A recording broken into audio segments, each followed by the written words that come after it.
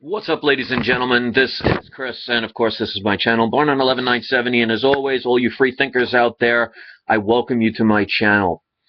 And this was a video I've wanted to put off for the longest time because I think the average person may not be ready to hear the things that I'm about to say.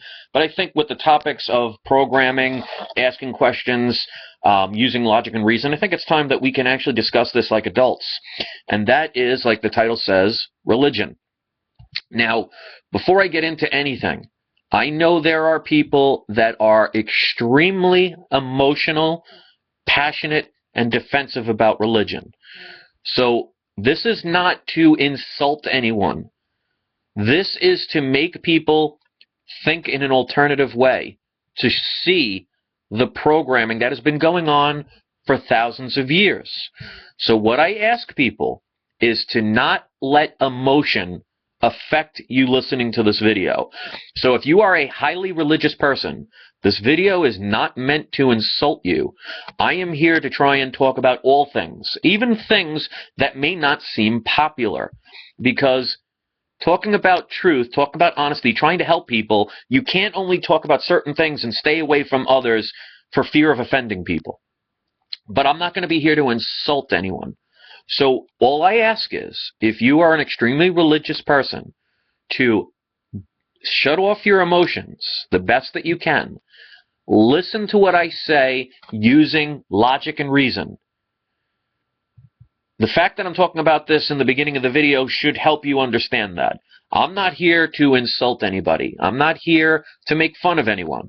I'm here to give an alternative point of view, and you can go from there if you so choose. So let's get into it with that being said. When you think about religion, religion is one of the things that we are programmed from the moment we're born.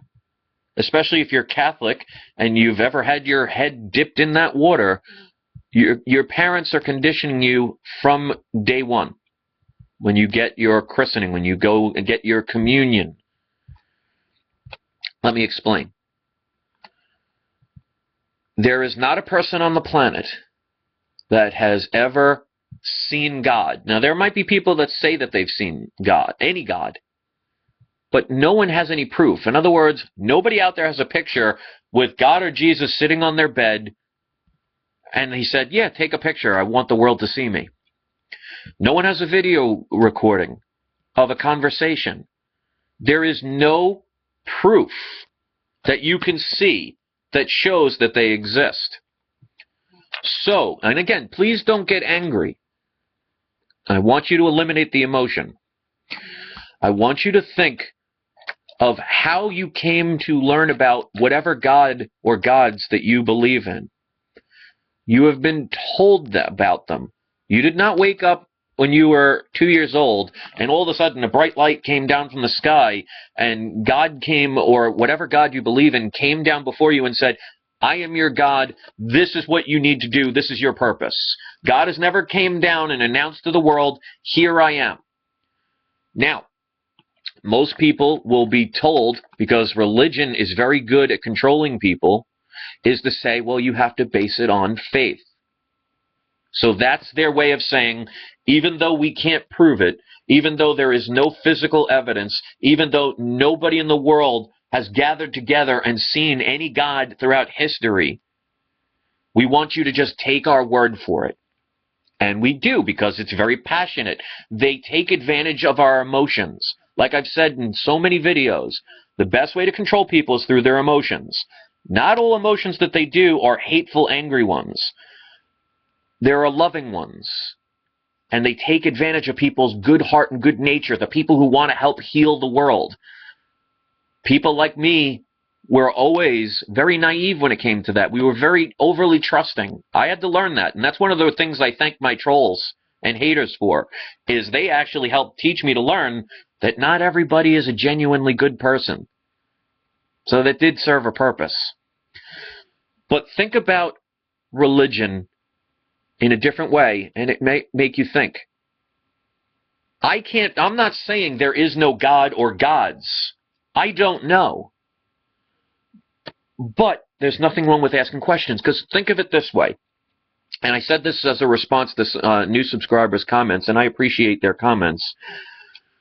Your belief in whatever God you believe in is pretty much based on, number one, where you were born.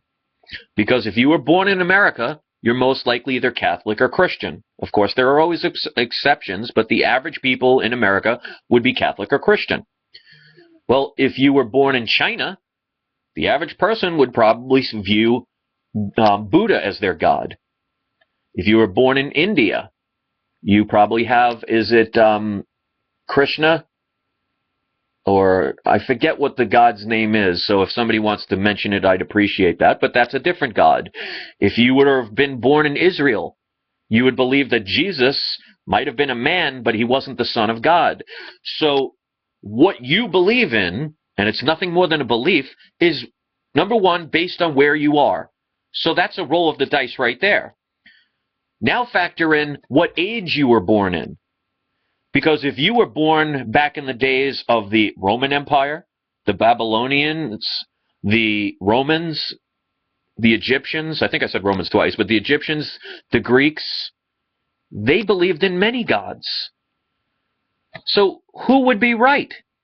Because it depends on location and it depends on time.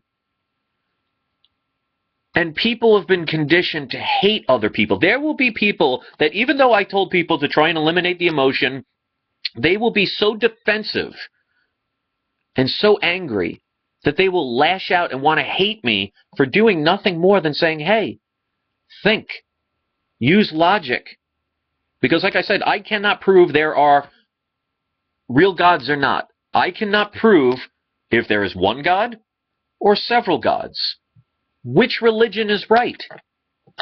But yet we've been conditioned to hate and want to kill other people throughout history. How many wars have been started because somebody's God that they pray to that they've never seen and cannot prove is better than somebody else's God that they cannot see and have never proved? And we're going to kill somebody because they don't believe in the same invisible person as we do. And as disrespectful as some might think that sounds, isn't that true?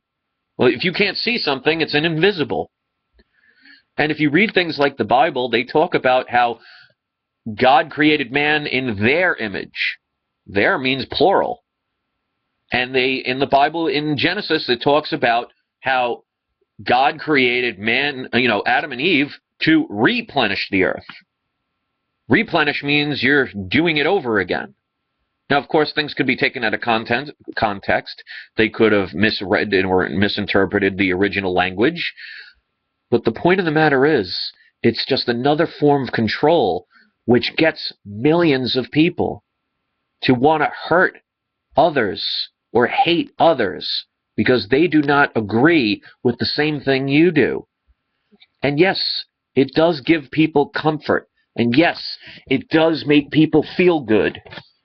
But it also makes them only think about how to believe and how belief is relevant. And it's not. Because, like, for example, if you look all around you, there is air and oxygen all around you. There are molecules all in this quote-unquote empty space. You can't see them. You can't feel them. You can't hear them. You can't smell them. You can't taste them. So does that mean they don't exist? And just because you can't see them, you can turn around and say, well, because I don't see them, I don't believe in it. Well, that doesn't mean that your belief is relevant to that fact. And that's the same thing I could say about God or gods, is because I haven't seen them, I can't say they don't exist. So I'm not here to say, oh, there is no God. What I'm saying is, I cannot prove there is no God, and there are several gods throughout history. Even on this planet, there are several different gods. So if you think of it from a logical standpoint, what is the purpose of all of these religions doing this? Because if you look at religions, they don't always practice what they preach. People forget the Dark Ages, where it was the church that started the Inquisition. The burning of witches, the killing of massive amounts of people. I always thought, like, especially in the Christian and Catholic view, isn't it thou shalt not kill? I mean, look at the governments today. Look at our government alone. They always preach, like George Bush used to preach all the time about how he was a servant of God.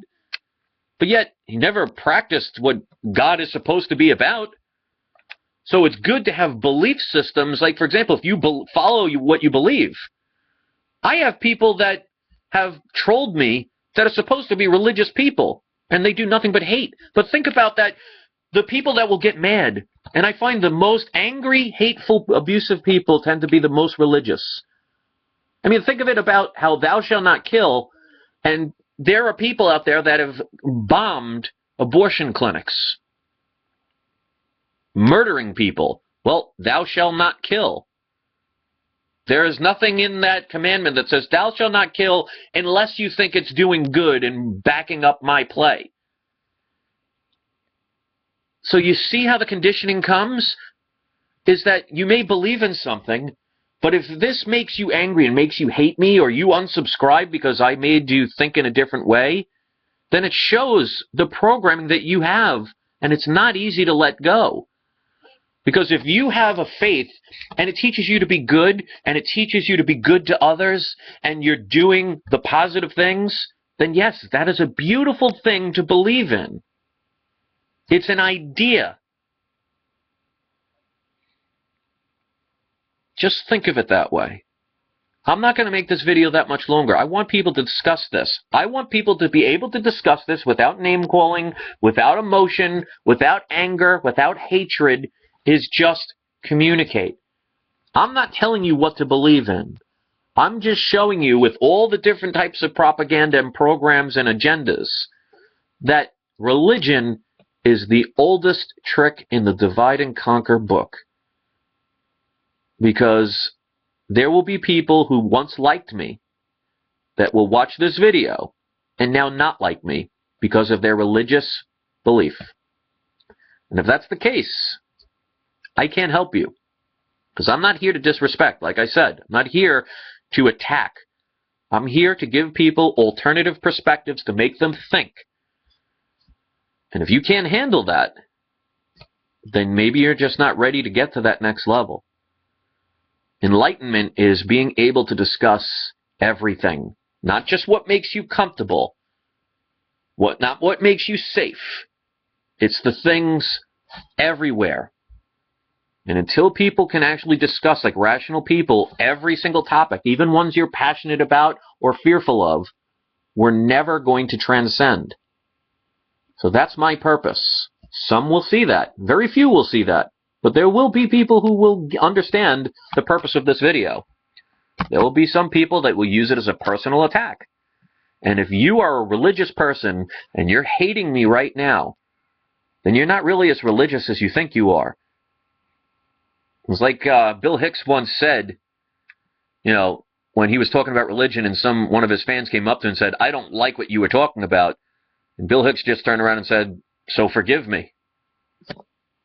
Isn't that what religions all around the world are all supposed to be about? Peace, harmony, forgiveness? But yet we use it for hatred, anger, jealousy, attack, murder. Doesn't sound very religious to me. You know, in the Bible, Jesus once said that, I paraphrase because I don't read that book, not in the way most people do. I read it as an informant to give information that people have to understand. Is basically says, why do you worship me as God and not do as I say? And that's something to think about. If anybody knows the direct quote, please place it. Basically what Jesus is saying is you're worshiping me as a God, but yet you're not doing the things that I command. Like thou shalt not kill. Think about that. Thanks for watching, guys. I look forward to seeing the interesting comments I'm going to get. Have a great day. Peace.